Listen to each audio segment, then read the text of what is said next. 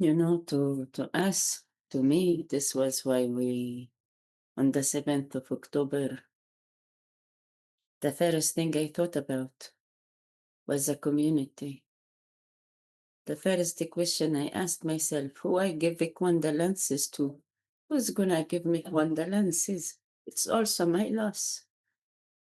And there was no one. There was no one to hold, no funeral to attend. I have already lost 64 of my friends. And Odeh is not our first activist that we lose. We also lost Mu'ad. He was killed in Kusra by settlers. And during his funeral, his uncle and his cousin were killed by settlers. And we sent medical aid and we tried to protect them. We tried to bring in as much as possible. And we couldn't attend the funeral. And we did not receive any condolences. We sat in our graves and sending medical aid, sending journalists, trying to see what are the ways to protect even when we are grieving. How do we protect? And all last night I couldn't, nor me nor David actually slept, thinking of what's happening, what can be done. Do we go? Do I stay? Can my body take it? And this is one of the reasons to why all of SATYAN, to why all of Ikumi.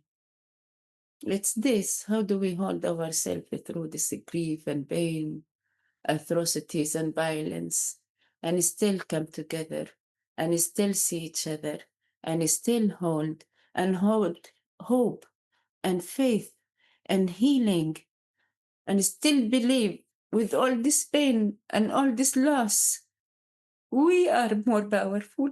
We are on the right side. We are. This is what needs to be done. We are holding the best that could be held now.